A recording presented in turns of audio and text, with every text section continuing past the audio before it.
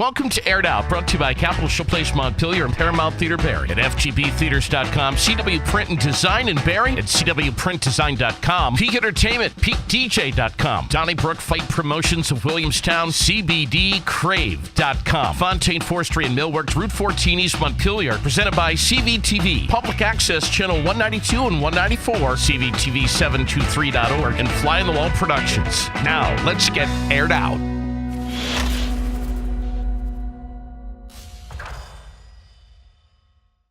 And a good Wednesday. Thanks for subscribing and being a part of Aired Out. My name is J.D. Green. It is an absolute pleasure to have you with us. Thanks to Tony Campos and Central Vermont Television and, of course, Abubakar, our main man in the control room, putting it all together.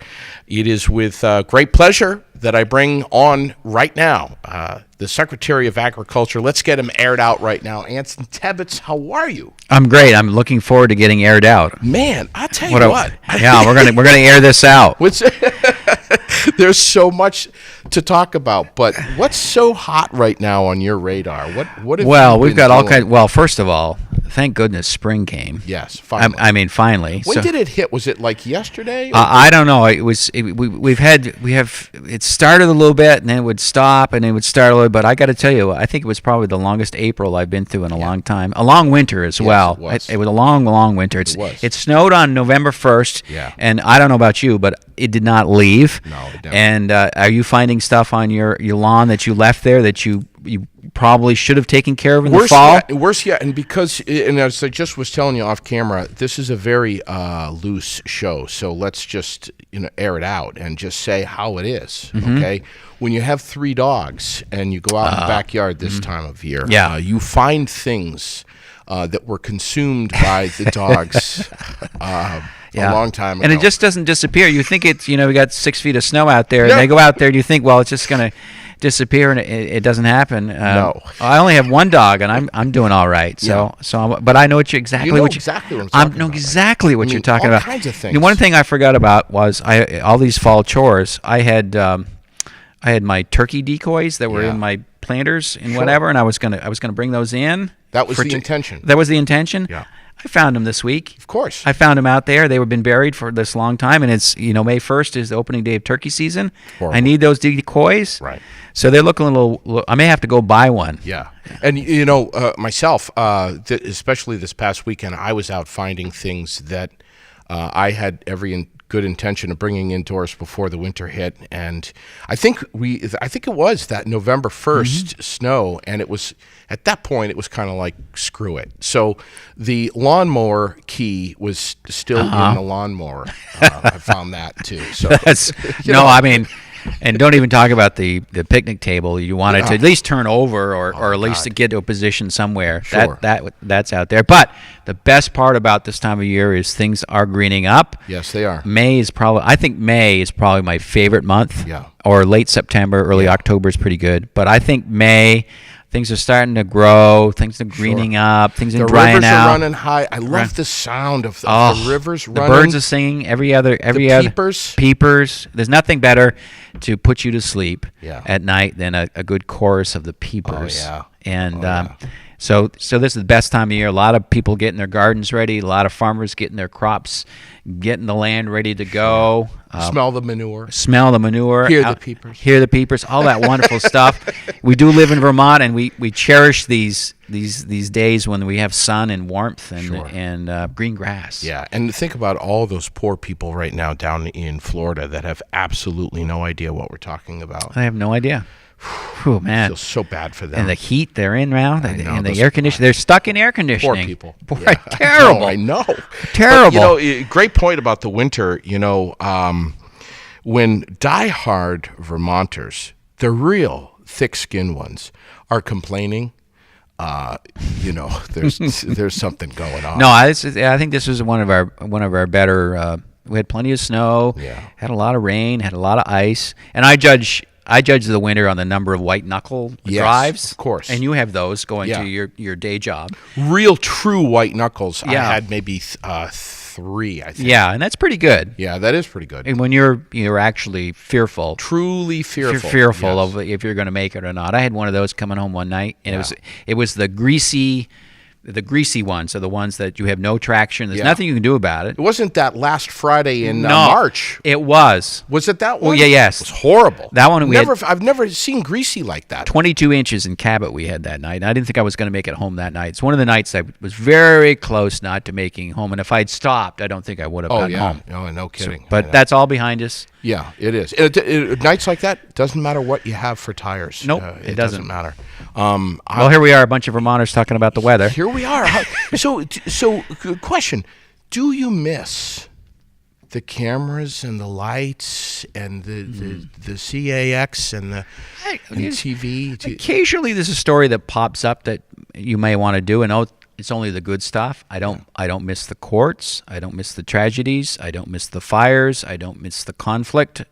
But occasionally, when there's some neat story that's kind of fun, that of a character or someone that's doing some good things, and I like to tell that story, or a nature story. Yeah. Occasionally, but for the most part, I'm okay. What I'm doing now is so fast, and it's similar in some ways, where there's short-term projects. There's problems to solve quickly. Very busy, much like the media. You know how it is. The media is always go. Oh, I like that pace. Yes. And in my position now, that's part of what we do. But there are some long-term projects which sometimes we don't get to do in the media, because you wake up one morning in the media and you do something and you go home and you're done for the day, and then you start something new the next day. Of course. But in agriculture, we have some long-term projects. So. Listen, speaking of agriculture, obviously we're going to talk about that. We're going to talk about hemp, the hemp industry, which is something that is just exploding right now. But can we go back, before we get into that, can we just go back and just tell our viewers and our listeners a little bit about you, where you're from, where you grew up? I mean, I think when I first met you was at the Radio Vermont group at WDEV, and that was way before CAX. Right. I grew up in Cabot on a dairy farm, and I listened to Red Sox baseball and talk shows all evening long. And listen to the Boston stations, the New York stations. Back then it was a little more difficult before these phones came along. Sure. Phones came along, and you can listen to anything anytime on demand. But so that's where I started. I was a dairy farmer, and I listened to the radio. My first job in media was at WDEV, Radio Vermont. I was a copywriter, which I wrote commercials. I did that for we got to mention the client many times. But the problem I had when I was trained to be in news, so I wrote them as like news stories, which is probably not the best thing. So they got me out of that business. And says, why don't you go into news? So I got a chance to be a news reporter, and I worked at WDEV as a news reporter for a while, and then I transitioned to TV. Went down to Rutland for about a year. It was my first job in TV, and got to know Rutland and Rutland County and Bennington and Windham, which is different than sure it is up here, but wonderful. And I did that for a while. And then I went in, and when Marcellus Parsons retired in 2009, I became the news director at WCX, which meant I was managing the reporters, directing the newsroom activities, sort of the photographers, the producers, etc. So I was in sort of a management role. But before that I was a reporter at the State House a long time and covered the kingdom and so forth. So I had exposure to state government through my reporting at the State House, covering various governors and legislature and etc. And then I guess about 2 years ago, Governor Scott asked me to come by and help him out and be the Secretary of Ag, and that's where I stand now. But my history is basically two things: media and cows, and farming. Right. So now I've sort of combined a couple of those and state government along the way. It's perfect. Yeah, it's perfect. I don't know. Well, we're having a grand time, and I've got the best constituents to work for. The farm community, they're great to work for and learn about it and our heritage. And I've got a wonderful staff that's outstanding, trying to move the ball along. And so we're having fun. You're forgetting about one of the key moments of your career, one of the biggest highlights, which is, of course, For the Birds. For the Birds, 25 years. Come on. 1994. We started that show with Brian Pfeiffer. Now we're on and that's the only job I haven't given up. It's been consistent. And it's 25 years, and this year we were allowed to have T-shirts after 25 years. Really? In the Radio Vermont group, as you know, there. Wait a second. There's a budget for T-shirts. Well, there is. Radio Vermont group? This is how it all went down. So this is after 25 years. Well, you can have a T-shirt. So I got a T-shirt. So the name of the show is For the Birds. And we spend time with, Chip from the North Branch Nature Center here in Montpelier talking about birds and whatever. Yes. And it's about 10, 15 minutes. We chatter about various things. Saturday mornings. And so it's 25 years, and the T-shirt is For the Birds, 25 years of giving people the birds. That's fantastic. So but it's taken 25 years. But I got to tell you, that's been one of the most rewarding things I've done in my career. And at Channel 3, we had Bird of the Week, which we did on Monday mornings. Yes. Which was fun. And but we're still chatting. And I was a 4-H birder, my neighbor, growing up. That's how I started learning about birds. And I'm not really the expert. I'm kind of the novice. I can hold my own. Sure. But Chip, who's an ornithologist from the Nature Center, and Brian Pfeiffer before that was on the show, was really expert. They travel all over the world. Chip was just down in Ecuador leading a tour on birding. But when I was operating the board in the control room at WDEV in the late 90s, I think it was might have been 97 or 98. I'll never forget one Saturday morning when I was running the controls. Something happened, I can't remember what, but for whatever reason, I didn't have For the Birds on my pancake tape, the reel-to-reel tape. You remember the big Apex machines? Sure, the big washing machines. And I didn't have the tape. There was some issue or something. I can't imagine being an equipment malfunction in the media. I can't imagine that happening. Especially, can you imagine an equipment malfunction at WDEV? Well, that never happens. Never happens. Never. You can tell we both currently or have worked there, and we, Yes. But but we're always at 60,000 feet, so we managed to survive, right, JD? But I'll never forget that one Saturday morning I didn't have For the Birds, and this old lady called me up, and she was absolutely devastated. Yeah, remember when TV when you thought you were going to get a new show and it was a rerun? Yeah. How upset you were? Well, this one you didn't even get on the air. Well, that's good to know. Yeah.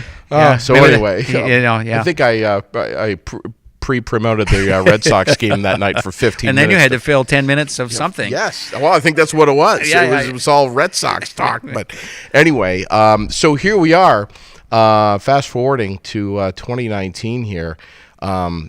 Man, the landscape of this state on so many different levels is changing. It is so fluid, politically and otherwise. There are so many things happening. We are going to talk about hemp. I promise that's the main reason why I wanted to ask you to come in here. But can we just start with, there's been some chatter lately in the news about our dairy farmers. Sure. And man, are they struggling. I mean, I don't mean to sound like a broken record here, but they just have been struggling year after year after year, and we're losing our dairy farms. Right, and it's a complicated issue, but you're absolutely correct. We have about 700 dairy farmers remaining. They are trapped in a federal pricing system that does not reward them for their hard work right now. And what's different about this particular era is in the past we've had ups and downs and maybe a couple of years of being down or low, and then it would come back up and people could rebound. What has happened in this particular case is we're going into the 5th year of depressed prices being paid to our farmers. And primarily it stems from there's too much fluid milk in the national system, and under the federal pricing system, if there's a lot of milk, it lowers the price to what the farmer is paid, so that's what's driving the low prices. There's been a slight hint of maybe things are improving, and maybe in the last quarter of this year there's some predictions that it's going to get to a better place. We're encouraging all farmers. There is a an insurance program that farmers should take a close look at and sign up for. It's going to be rolled out by the Farm Services Agency on, I think, June 17th. We're encouraging all dairy farmers to look at that because there could be some dollars available to them, particularly some of the small to medium farmers. And that's going to be run through the Farm Services Agency, FSA. Farmers will know how to contact either the state office or they have county offices. And there could be some real relief, temporary relief for farmers under that program if they sign up for it. So we're encouraging people to take a look at that. There are positive signs. People are still, consuming butter and cheese and et cetera, but the fluid milk, which really drives the price to the farmer. And a lot of it stems from consumers' tastes that have changed. There's been a lot of influx of nut beverages of eating some of the market. Sure. Soy and almond, coconut, all of that. Coconut, and that's eaten into some of the market share. As you know, we're very trendy with our foods these days, and but good old milk. We are seeing people returning to whole milk. There seems to be a trend that people do like whole milk, but look at how we have breakfast now. Of course, you're behind the microphone probably every morning, but a lot of people, how they have breakfast now. When you and I were growing up, we probably sat down and had a bowl of cereal, of course we poured some milk on top of it and went. Sure. Now we're in a grab-and-go society. Grab and go. So we're going into the convenience store. We see the breakfast sandwich, or maybe we get it, granola bar, grab it, grab and go. Often don't even shut the car off. Exactly. Drive-thrus. Sure. Exactly. So all that stuff has an impact. Schools are very important when it comes to milk and what they're consuming. We're trying to encourage schools to make sure they serve it chilled and get whole milk back in schools. We know it tastes better. Some of that lower stuff can be a little chalky, and you know how it is when you're young. If you don't have a good experience with something, you're probably not going to go back to it. Of course. And that's. I have a 4-year-old. I know exactly what. Yeah, and that may change when she's 8. It may change, but right now, if she has a bad experience with something with food, she may not go back to it. So all that stuff is very important, and we're in a global economy. It doesn't matter, we are just in that system now where we're exporting about 16 to 17% of our dairy product to other countries. So if one country decides, hey, I don't want to buy as much from the United States, that can impact what's paid to a farmer here. So it can get a little complicated. But there are signs that maybe the price of milk will be going up a little bit to our farmers, not where it needs to be. And on the state side, we're working on a program that would try to control the supply and demand a little bit more, and a 2-tiered system. Maybe we could get the federal government to change the system where farmers would be sort of guaranteed a certain price if they produce at a certain level, and if someone wanted to make a lot more milk over here, they could get it paid for a lower price. So we're trying to roll that out. It's going to be complicated. It's going to be difficult, but I think farmers across Vermont, New England, New York, and the nation, like the system we got right now, really is not working. Yeah, and we need to do something different. I hear these small family-owned and operated creameries like Kingdom Creamery, for one. I think they're up near Hardwick. Right. And there's so many others that are even so much smaller than Kingdom Creamery, which of course they're doing the whole ice cream thing. Right. And they decided they wanted to go to a different model, and those choices are difficult. So they're producing the milk, but they're also producing the ice cream and marketing the ice cream as well. So it's a big undertaking in what they've done, but they've decided that they just didn't want to sell milk and be sort of beholden to that market. Yeah. And takes a lot of work, takes a lot of effort. Whew. But we're seeing that with some of our folks that may want to make cheese and make their own cheese or their own butter or their own yogurt. Yeah. What we think we might be able to do, maybe we could get some of the smaller farmers maybe to contract directly with smaller cheesemakers, and that's something we're looking at, and that may be a model for everybody. Wow. So there's a lot of things going on with it. But I wish there was a bigger stage for those small independent dairy farms that are bottling their own milk to be able to stand up on and say, here we are. We can't come to you yet, but please come to us. Right. Here's where we are. And if folks can, if they're looking on their milk, look for the code 50 means it comes from Vermont. So if you want to support your local farmer, look on your when you're going to the dairy case, look for code 50. You see the number 50, you know that milk was produced and bottled here. What's code 75? Is that like Japan or Ecuador? I don't know. That's a good question. But code 50 is the one you should be looking. That's you're helping your local farmer all you can and consuming as much as you can. Now, what about the whole and I'm sorry for cutting you off. I just came to my mind. And please cut me off too. Yeah. All right, because I expect you to do that. Okay. But what's up with the what do we call it? Natural milk or organic milk? Organic milk? No. The unpasteurized. Oh, raw milk. Raw milk. That's raw milk. Word I'm thinking of. Well, raw milk. There are some that are selling it right on the farm. Sure. And there's certain regulations with that, and we got to be careful of that because we don't want any outbreaks of E. coli, etc. But there are some that are doing that, selling directly off the farm. There are certain amounts you can sell, and I don't know them off the top of my head. I apologize, but there are certain regulations around that as well. But there are some that are they like that model. They get a little more cash that way. Yeah. Not at a large scale. Sure. It's just not possible to do it at a large scale. But for some of our smaller farmers, it works for them, and they're encouraged by it. Boy, can you taste the cow with that? You bet. Unbelievable. Well, I grew up on that stuff. You did. I remember it was a green pitcher too. It was always in the green pitcher. Always had it in the green pitcher, and so yeah. My mom tells me, she's 84. She tells me all the time about the days when the milkman used to come and the cream on the top of the milk. Yeah. Yeah, definitely. Make it into whipped cream and put it on the strawberries, that kind of stuff. Yeah, absolutely. Yeah. Well, I know you're working hard to help the dairy farmers, and so is Governor Scott. I hope that continues. Well, we're not losing any more farmers. A tough one, and we're doing our darndest, and it's just a slog. Technology comes into play too. A lot of these farmers are being introduced to new technology to try to turn the product around, and there's a huge learning curve there. And infrastructure, as you know, equipment is very expensive.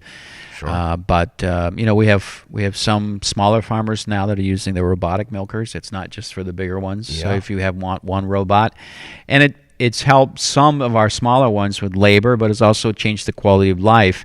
If you know that the robot can milk the cow at 5 o'clock and you don't have to be there, they're probably the farmers doing some other chores that they didn't have time to do, or they may be able to attend a family event. Maybe they can go to a softball or a baseball game or a lacrosse game or a soccer game. And I've seen that with some farmers that have maybe 60 or 70 cows. They have one robot. Yes. Cow can do it. So that's changed a little bit. Quality some of of our quality of life is important, and that's important as more young people want to do this. It's a little more flexibility. But technology is always changing. It's not necessarily always the bigger ones. It could be for the smaller ones as well. Yeah. So going a little higher to 50,000 feet here as a bigger umbrella of farming, we have our dairy farms, but we have a lot of farming in this state that's not just limited to dairy, but farming as a whole. We're seeing a trend here where farmers and dairy farmers as well, are trying to supplement a little bit by thinking about this new word of hemp, which of course is not a new word. It's been around since the Romans, the Vikings, I don't know. Yeah. But it goes back a gazillion years when hemp was first being used and cultivated, and now we have it as a possible supplemental income stream. And this, Act 84, the Vermont Farmers Act, I think is what it was. Yeah. Which was kind of the beginning of pushing the ball here. The beginning stages, it goes back a few years, where the federal government allowed state governments and universities to start the research in this. Yeah. And hemp can be used for a number of things. It can be used for food, it can be used for fuel, and it can be used for fiber. And it's an old product, cannabis. It's an old cannabis, but it doesn't have the the THC qualities that are in marijuana. Much lower in marijuana, and that's been hard to dispel over the years. And there's still pockets out there that people think it's the same thing. It is not. That stigma. They are cousins, but they're not the same. No. So what's the big change that happened late last year was the federal government said, "Hey, look, hemp is legal. We've changed the federal law. It is now legal. You can grow it under certain conditions and so forth, but it is now legal. The Drug Enforcement Agency, DEA, is not involved in this anymore. This is it is a crop now. Basically, DEA has so many other things to worry about right now. So now it is a crop. It's an agriculture crop, and it's allowing states like Vermont to start to work on diversifying their farm operations or getting into a new business, and that is what's happening. A lot of it's being grown and then turned into CBD and being put in products, and everything from tea to dog food to chocolate to etc. So that is where the growth is, and we have a number of folks that are registering with us. Under the law, people need to register if they're going to grow it. And how does that work? It's basically a simple application, and what the Agency of Ag wants to know is they want to know how much you're going to grow or how much you're planning to grow, where you're going to plant it, and it's a simple. Right now, I think it's like a $25 fee. So we have, I think, about 4,000 people have indicated that they may be thinking about growing it this year. As much as maybe 4,000 to 5,000 acres could be grown this year, which is considerable. Right now we're about 2,000 acres. Yeah, so it's really, I think we're at the early stages of this. There's a lot of folks we've probably got 7 or 8 people that are processing hemp into something. Right. Down in Brattleboro, there is a processing facility. There's some in various Middlebury, Hardwick, all places that are doing this. And they're buying the crop from farmers. Yeah. So that's happening, and so it's one of those pockets that there's a lot of work to do. We're encouraging people to have a business plan. Yes.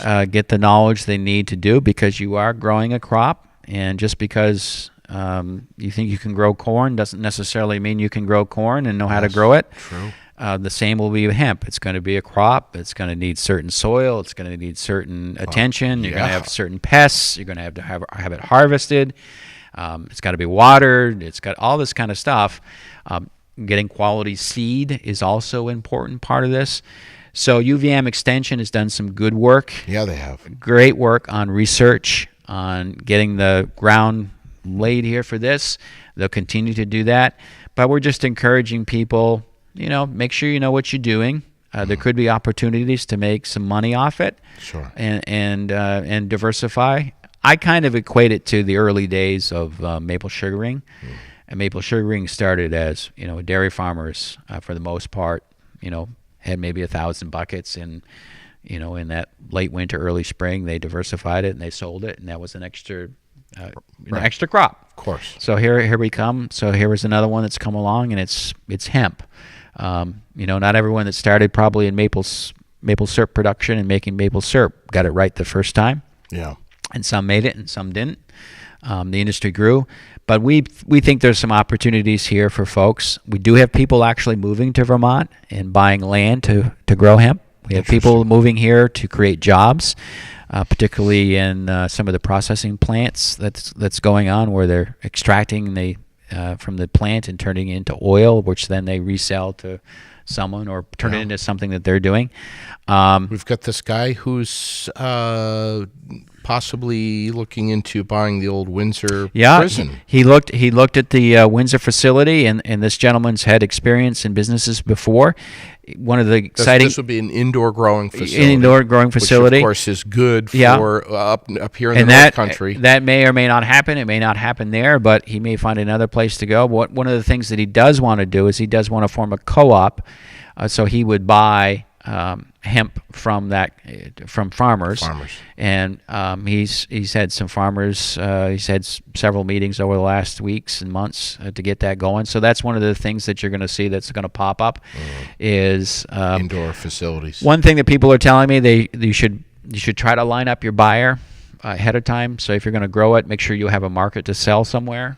That's one thing that people have encouraged all of us to keep an eye on. Drying it's important. You've got to dry it. You've got to harvest it. It could be a little labor intensive because you're taking the buds off a plant in the fall and having them dry. Mold could be an issue. So it's all kinds of things that are out there. It's exciting, but there's also a bit of like, okay, we got to be careful. Make sure you know what you're doing here, just like anything else. Have a business plan and get the experts to help you out if you need help. And if you're doing it on your property and you're not going to be indoors in a growing facility, I would imagine being the type of crop that is, which is not native up here in the North Country, you've got a small window.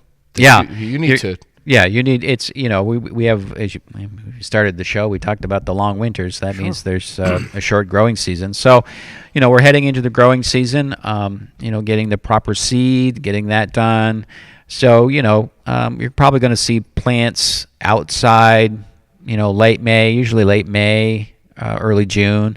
I've seen some grown as late as I think I was at a farm in Middlebury, and they planted late June, and by early September it was like 8 feet tall. Wow. And it responded well. So you're going to see you're going to drive by your neighbors, and you're going to see you're going to see hemp out there, and you're going to look around. You may smell it too. That's one issue that we've heard about is it's a new smell for folks. Wow. That they may not be used to. Yeah.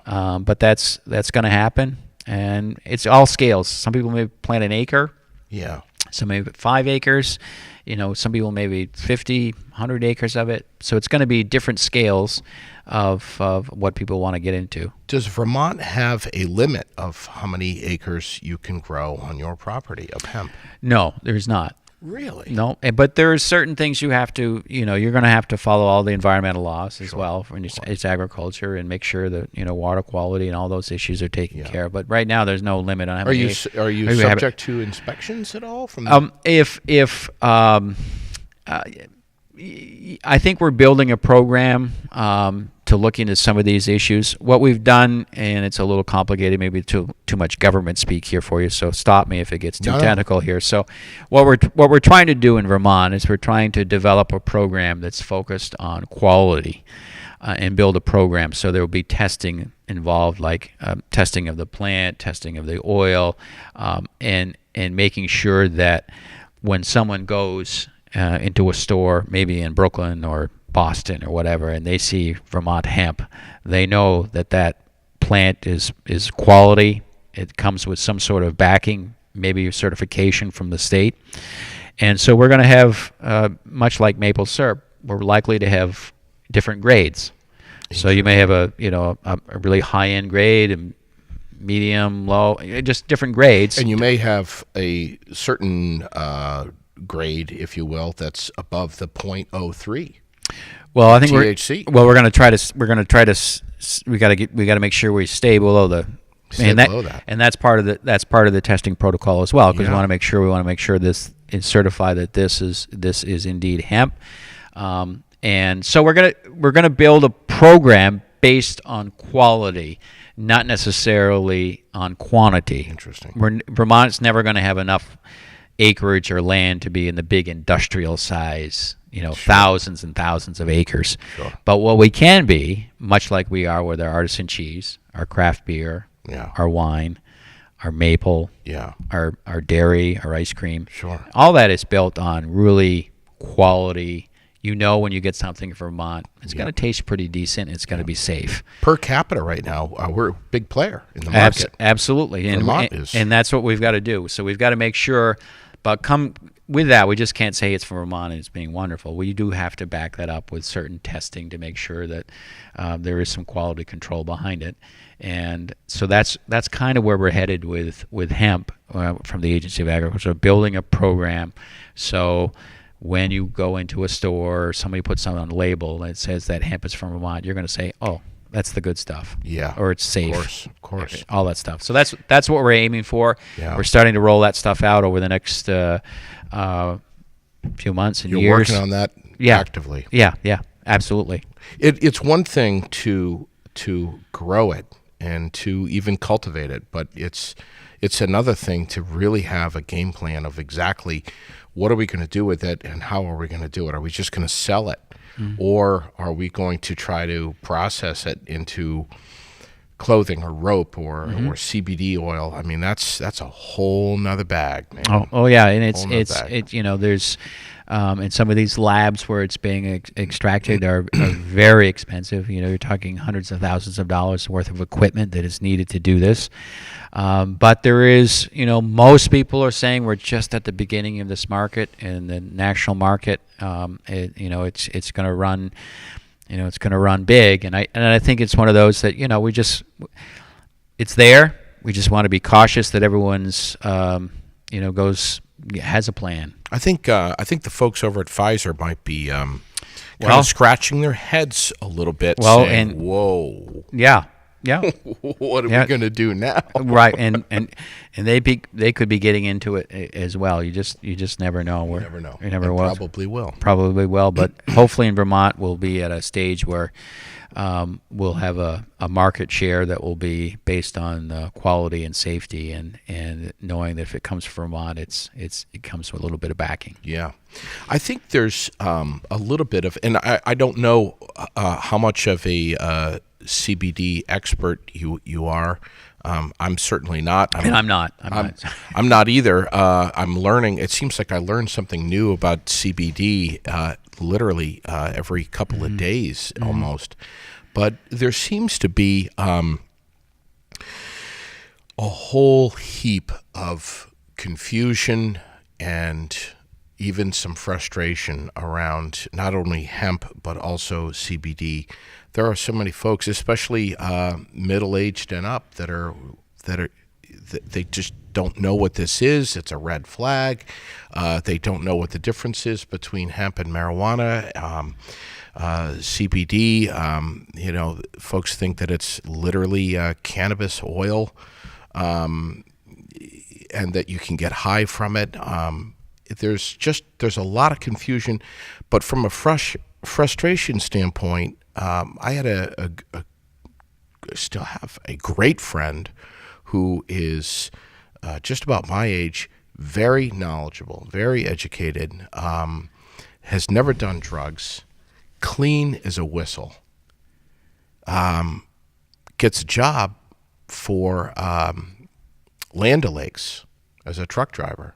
Oh, and now he had been taking CBD capsules, sure, from a vendor locally. So let me guess, they had a zero tolerance. Yeah, zero tolerance, and it showed up. Yeah, but he was offered the job. He was offered the job, and then had his drug testing came back. Right, and he was absolutely. I mean, he was devastated, but he was also just irate. Right, and and that's where I think some of the. Where we may be able to help down the road is if we have some testing. So maybe some high THC maybe got into the whatever he was taking, and it wasn't at the low end. Or I mean, it's zero.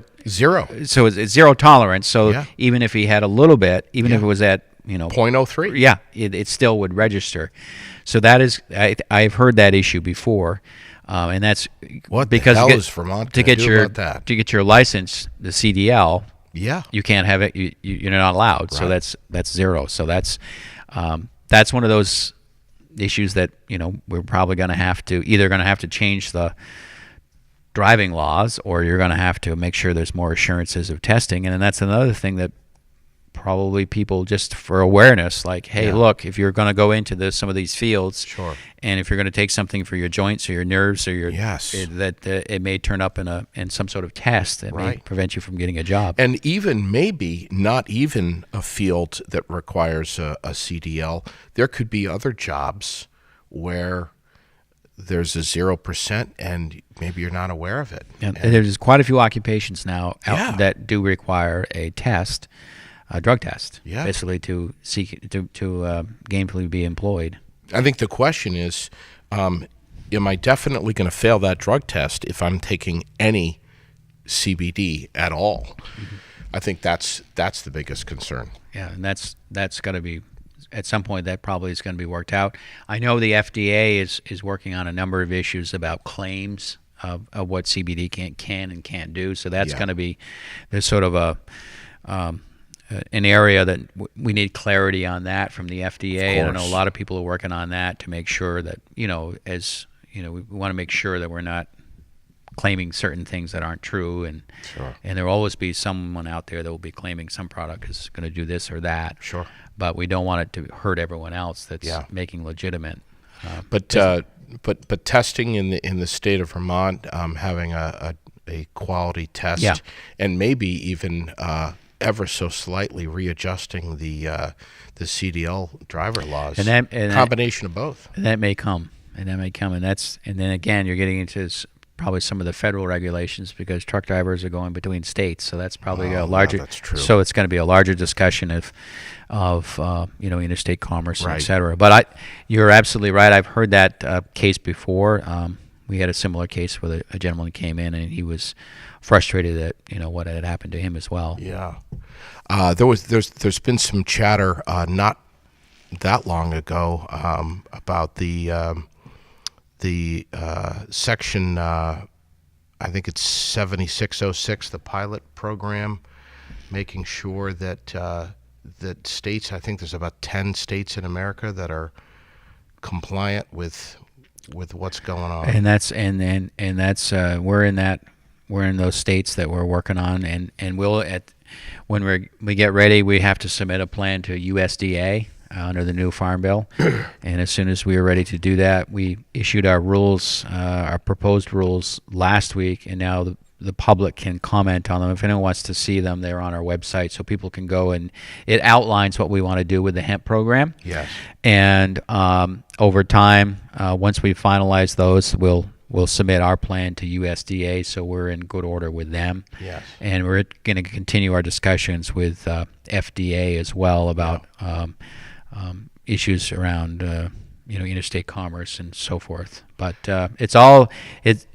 some of it's very clear, some of it's kind of murky, but we need, as any business, you want clarity, so people want to know what the rules are so they can make their plans. Right. So that's what our goal is. I think it was just about a year ago that Senate Majority Leader Mitch McConnell had it removed from the Controlled Substances and he was Act. one of the key. That was one of the key moments, because when you're in charge of the Senate, you can make things happen, and he did do that. And a lot of it stems from his farmers in Kentucky wanting to diversify as well. Sure. They wanted to grow it as a crop. Their commissioner, who I've met a few times, is very much in this field. Ryan Quarles is the commissioner down there, and he was working on it. And also New York has had some space in working with hemp. So I think it was time. It took a long road.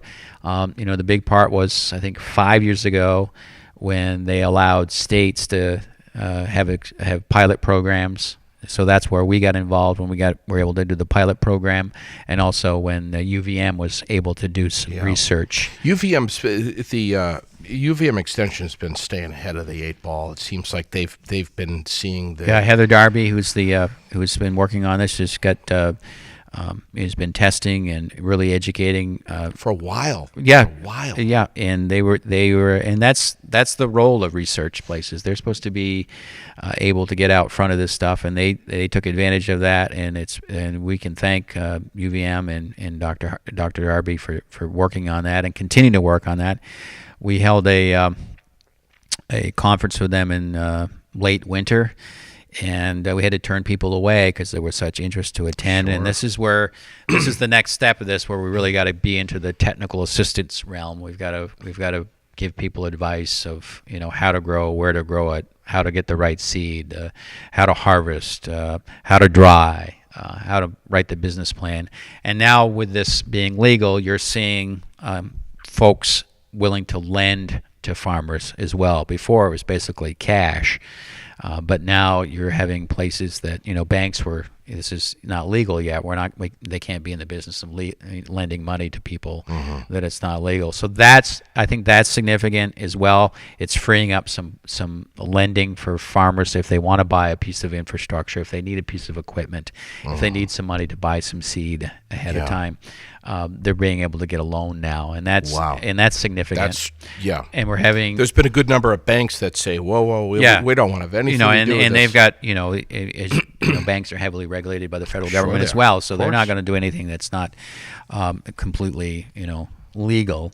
But with this clarity in the Farm Bill, I think that's helped a lot more people, and you're finding institutions at least willing to look at it and write some loans to folks. Should there be? Should the Agency of Ag be hosting, monthly forums for the public to kind of dispel some of the myths and break down some of these stereotypes? We've got to do. There's some good stigmas. The stigma is and I think it's because we may be talking about it more than other people, and you got to tell people sometimes 6 or 7 times before it really sinks in, because people are thinking about this and get distracted and so forth. But I think we have talked about education and technical assistance, and I think that's one of the things that over time we're going to have to really, we're probably going to have agents out working with farmers on how to grow hemp properly and what to do with it, and just like we did with, just like they do now with, growing hay and corn and crops and water quality and all that stuff that goes with it. So it's a lot to learn here, and there is a lot to learn. But I think we're in a good position because we have great land, we have hardworking Vermonters, and we have people that are willing to try and do different things. And as long as we stay focused on quality and safety, I think we'll be okay. Yeah, and we also have the younger generation that's coming back to the family farm and saying, "Hey, Dad, hey, Mom, I got an idea here. Excuse me, this is legal now, right? And let's some real entrepreneurs. Let's sit down and design a 5 to 10 year plan." And this is what we can do over on this end. And of the property. We have some of our dairy farmers that are really, they know how to grow things. They know how they've got the land base. They're always open to innovation. So we have some dairy farmers that are looking into this as well, to supplement their incomes. Sure. It may be at 5 acres, 10 acres. Sure. Hey, let's see if we can do this and supplement what we're doing now. I've chatted with a few of the CBD folks and have asked them, are you seeing any kind of return on your investment? And at least what I'm hearing right now generally is no, not quite yet, but we really are very optimistic about the future, even the near future, that we're going to start penetrating something here, and it's going to start creating its own momentum. Sure, and that's like any other product or business. Sometimes it takes a very long time to develop that market and keep that market, and and regardless of what it is, nothing is really achieved without a lot of hard work and effort, and it could be that one break that makes the difference, folks. Some aren't going to make it maybe, but there are that are going to make it. And it's going to be different models too. Some people just want to grow it and sell it to somebody. Sure. Some people may want to, grow it, have someone process it and sell it ourselves to someone else. Just like, if you take maple syrup, for example, some people like to do just retail on their own. Yeah. Some people like to make it and sell it in bulk to a big packer. They do that. Sure. So there's all kinds of models out there, and farmers have to decide depending on their their work plan and what they want to do, how they want to go about it. But I think there'll be different models for everybody. I was reading in Digger that the number of Vermont farms registered for the state to cultivate and produce and grow hemp has doubled in just the last year. Yeah, and it's I think we're at the early stages of this, and we hope there won't be a saturation, or we hope that it won't be too much. But I don't think so. I think we're going to be okay as long as people push those pencils and get the knowledge that they need to know how to grow it, where to grow it, and how to make sure you've set up that business plan at the end of the day. After you've got this crop, what am I going to do with it? Who's going to buy it? Of course. And that's and we've had folks suggest to us they should set all that up well ahead of time. Well, just make sure that you know. So come October 1st, you've got this big crop and you don't know what to do. Move it. You can move it and you can sell it. Where are we seeing these farmers that want to grow hemp? Where are they popular? Is there a lot Addison County? They're in every county, and we are seeing a lot actually in the Northeast Kingdom, where there's maybe some bigger land base. But every county is showing farmers growing this. It's not particularly any one overwhelming county or one neck of the woods that's doing it. It's every county is doing a little bit here and there, and it's all broken down, by county and by registration. So we know where they are. A few weeks ago, we were in Florida, which, as you know, the roads just go flat and straight. For the last time you were there, did they go from 8 to 10, or because every time I go to Florida, they built another road to add to the 8 lanes that they already have. It's interesting down there. Everything is just grid. The roads run either north and south. I was headed many years ago. I was headed on Route 4, and I think it's the one from Tampa to Orlando. Yeah. And we decided, the young family, we're going to go to Disney, whatever, for the day. Yeah. Well, we started out. We're going pretty well. It's a little foggy. Yeah, a little foggy. And all of a sudden, when the helicopter started landing on the interstate to pick up the people that had the horrible accident, we decided, okay, maybe we're not going to get through, so we turned around and went back. We never went to Disney. Wow. So, well, my point is, while driving, as you know, especially if you get get off the interstate, you're on these flat, straight roads, and to the left and right of you is just plaza after plaza after plaza. Yeah. And it's the the Popeyes and the Publix and all of these chain stores, and it just goes forever. And while we were driving, my head is left and right. Every single plaza had like 2 CBD stores. I was going to say they're everywhere down there. I was going to say it's probably for aches and pains and et cetera, and it's probably probably a pretty decent market, right? And someone's going to have to fill that, because we're not getting any younger, So there's always going to be sort of a set population. I mean, Florida is getting younger. I think they have, there are younger people that are living there now. Yes. But historically, we've always seen it as the retirement place, and a lot of snowbirds, et cetera. Yeah. But even snowbirds. So we got a population of snowbirds from New England or New York, and they're going into the plaza, as you mentioned. Yeah. What better way to be making sure that they're buying Vermont? Yes. Much like when they go into Publix, they make sure they buy their Cabot cheese. Exactly. So there is a market there. Exactly. So that's what we have to make sure that we develop a market that's based on quality assurance, and so that's I'm sure people are thinking that through right now. You know what I noticed, and I'm still learning about this, but you would either see down there, CBD, or you would see the neon sign lit up out front, which of course you can see from miles away, or you would see CBD Canada or Canadian. And we stopped into a few of the stores. We went to a restaurant one morning for breakfast, and right next door was a CBD shop, and I went in there, and they handed me a card, and it said CBD blah blah blah blah Canada. And I said to the lady, I'm like, what's the deal with that? She says, oh, it's all coming down from Canada. See, it was legal there much before us. Yeah. So they had a head start on us. And there's some massive indoor facilities up there. Sure. So that's probably, and of course, they're marketing. They're using Canada. So so that probably resonates with someone that's where it's from, and they got a program. So, someday maybe you'll see one of those that say CBD Vermont on it.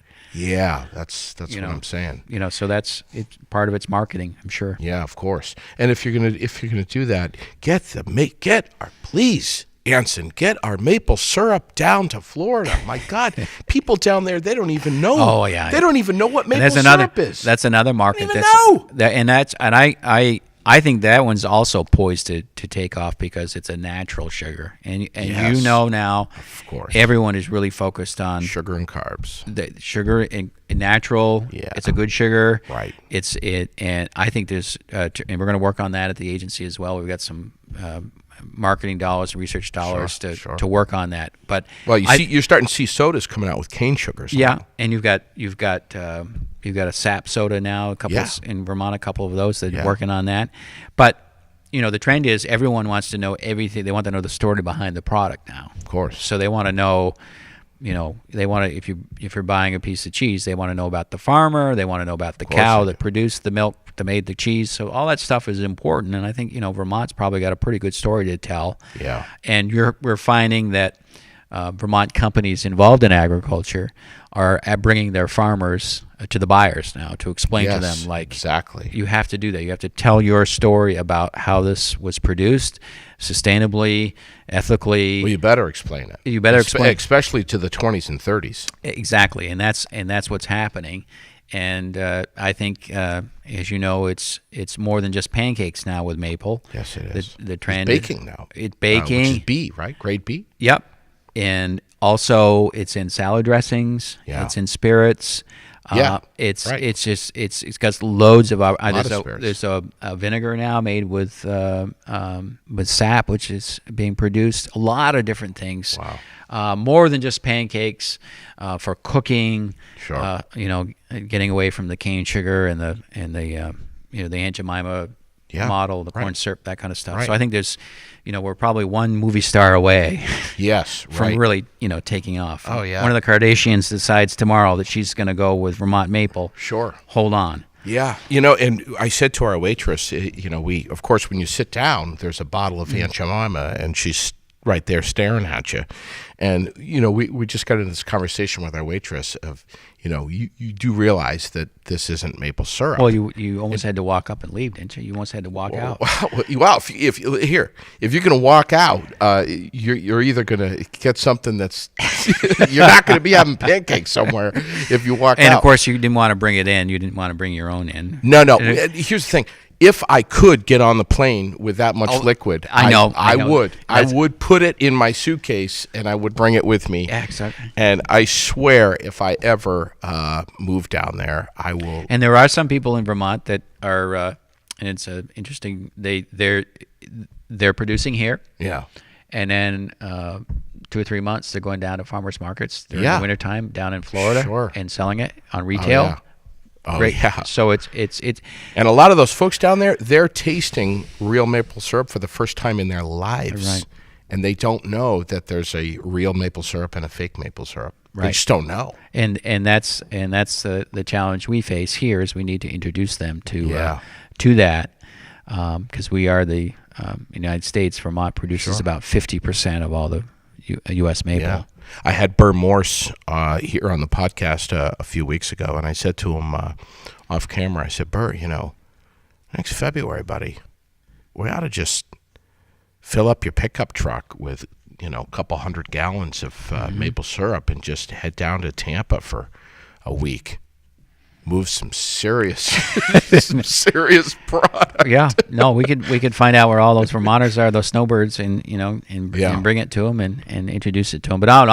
I think as a natural sugar, I think there's real potential there, and also they're also putting in other products as well. So it's, of course, so some of the bigger some of the big food companies are starting to put maple in, and real maple. Yeah. Not the fake There's stuff. another idea here for you and I, Anson. You and I could split a Cessna, a big one, and just take off for a couple of days, 4 or 5 days, and we could down in Florida turn some serious numbers, brother. Those big in Florida they have those big water towers. The blue ones. Now you're talking. When my kids were little, they said, "Daddy, what are those things?" And I said, well, that's where they put the maple syrup. Did you? And I think really? I did. I think they still think that. I haven't broken it to them that's actually. I was like, that's where they have to, because they have to store it down. Just got to put it somewhere. Because those big blue towers, one have UVMs, just like that. That should be a maple syrup tower. Burr told me that it's taken him a long time to maintain a straight face when folks come up in July and want to see a demo of a tap going right into the tree, and of course what comes out of the tree is pure maple syrup at that point. Absolutely. Because it's so easy. I mean, you just go up to Vermont, you tap a tree and you got syrup. I bet Burr could pull that off, though. Of course. Absolutely. Of course. The elaborate system, whatever. That's awesome. So back to quickly here, we just have another minute, but back to CBD. Do you take CBD? Have you ever tried it? I don't. I have not. But I am 54. Yeah. And who knows when I may need it. Sure. No, I haven't had to take it. Have you ever tried it? I have not. That's a good question. Oh, you should. I probably should. Go over to Nutty Steph's on Route 2 there, exit 9, and try one of their chocolates. Okay. You'll love it. Oh, we're getting the chocolate. You will love it. Okay. Yeah, right. The old Camp Mead building there. Oh, yeah, sure, yeah. Red Hen Bakery's in there. Absolutely. Nice little place there. Incredible. And that place is going to get better and better, I hear. Yes, that place is just, I had those ladies in here. They're just a riot. Yeah. Just hysterical. But I hope that the industrial hemp is something that really, really provides some Vermont farmers, not just dairy, but all farmers, a real nice supplemental revenue stream here in the near future, and that we can get some of these stigmas ironed out, and that will take just over time. That will happen, but I think it will, and as long as we stay focused on quality and safety, I think we'll be fine. And the knowledge is out there. We just got to get all people in the same room and share knowledge. And farmers are great about sharing knowledge with their neighbors over time. Yeah. And they'll do that, and it will be just like sitting around the evaporator. At some point, we do that in the springtime with maple, and I think over time people will start sharing the do's and don'ts with growing hemp and selling hemp and processing hemp. Yeah, and let's say again, if you're buying milk, look for the code 50. Code 50 on the carton, the bottle, the jug, whatever. If it's code 50, that is made here in Vermont. And go out and enjoy your farmers markets, your CSAs. Please. All that stuff is people are working hard. Support your local nursery. All that kind of stuff is. Those farmers markets are going to start popping up here real fast. And there's nothing better than fresh produce. Yeah, and we're all dying for a good old grass-fed beef. Yeah. So absolutely, and we all could use a salad right about now after this long winter. Yes, please support your farmers, your fellow Vermonters.